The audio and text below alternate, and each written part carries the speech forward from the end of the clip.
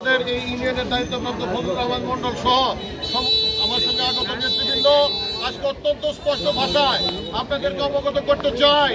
আমাদের এই পাতশী ইউনিয়নবাসীর প্রতি আমি প্রথমে কৃতজ্ঞতা জানাই। এই পাতশী ইউনিয়নবাসী বিগত উপজেলা নির্বাচনে আমাকে বিপুল পরিমাণে ভোট দিয়ে এই জন্য কৃতজ্ঞতা জানাই এবং এই ইউনিয়নকে রক্ষা করার জন্য আমার দায়িত্ব রয়েছে।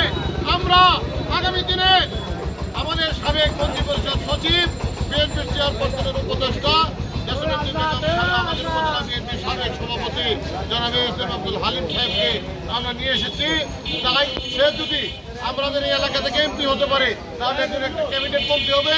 ক্যাবিনেট মন্ত্রী হলে এই সোশ্যাল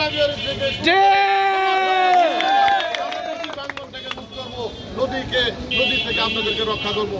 আজকে এই ইউনিয়নের অনেক ভিটামাটি নদীতে বিলীন হয়ে গেছে, আমরা জানি সবই। আমরা চাই এই এলাকাকে নদী ভাঙ্গন থেকে রক্ষা করা, পশ্চিম এলাকাকে নদী ভাঙ্গন থেকে রক্ষা করা। নদী ভাঙ্গন থেকে রক্ষা করতে হলে আমরা হালিম সাহেবের মধ্যে একটা যোগ্য এবং সৎ মানুষের প্রয়োজন।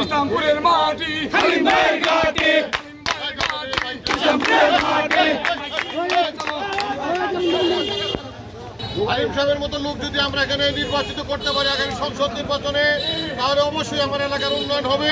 এই উন্নয়নের ধারাবাহিকতায় আমরা পশ্চিম এলাকায় এই যমুনার করণ গাছ থেকে রক্ষা করতে পারবো। তাই আমি বলতে চাই আমাদের ছাত্রদলের যে কর্মসূচি, এই কর্মসূচির সার্বিক সফলতা আমি কামনা করি এবং আগামী দিনে ছাত্রদল আরো এগিয়ে যাবে এবং তাদের কর্মসূচি নিয়ে, তাদের ঘোষিত কর্মসূচি নিয়ে আমরা আজকে অনেক মানুষকে বিগত সভায় এমপি বানিয়েছি, ভোট দিয়েছি, কিন্তু আমাদের এলাকার কোনো প্রকৃত উন্নয়নমূলক কাজ করে নাই। আমরা এমন একজন সৎ এবং নিষ্ঠাবান মানুষকে আমরা সমর্থন জানিয়েছি, যার নেতৃত্বে নদী শাসন সহ রাস্তাঘাট, কালভার্ট, শিক্ষা প্রতিষ্ঠান, বিশ্ববিদ্যালয় সবকিছু নির্মিত হবে ইনশাআল্লাহ। আপনারা যদি ঐক্যবদ্ধ থাকেন তাহলে আমরা হালিম সাহেবের নেতৃত্বে ইসলামপুরে অভূতপূর্ব উন্নয়ন সাধন করবো এবং তাই আমি আমার বক্তব্য দীর্ঘায়িত করবো না। পরিশেষে আজকে আয়োজকদের ধন্যবাদ জানিয়ে এই এলাকাবাসীর সকল নেতৃবৃন্দ যারা এখানে উপস্থিত রয়েছেন সবাইকে উপজেলা বিএনপির পক্ষ থেকে, ছাত্রদলের পক্ষ থেকে আন্তরিক অভিনন্দন এবং ধন্যবাদ জানিয়ে আগামী দিনে সকল কর্মসূচিতে আপনারা সক্রিয় অংশগ্রহণ এবং আগামী 24 তারিখে আমরা চিনারচরে সর্বনির্বাণী চিনারচরে একটা প্রোগ্রাম করবো। সেখানে আপনারা অন্তত মিনিমাম এখান থেকে 50টা মোটরসাইকেল নিয়ে আপনারা সেই সমাবেশে 3টার মধ্যে পার্টি উঠে যাবেন। সেখান থেকে আমরা চিনারচরে সর্বনির্বাণী ইউনিয়নের একটা পথসভা এবং বিতরণ করবো।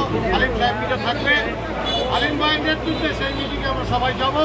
এই আহ্বান জানিয়ে, এই দাওয়াত দিয়ে আপনাদের সবার সুস্বাস্থ্য কামনা করে আমার বক্তব্য শেষ করছি।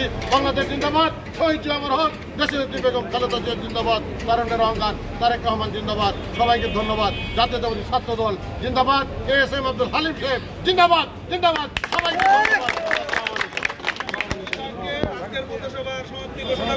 বৃক্ষরোপণ বলে দিও বললো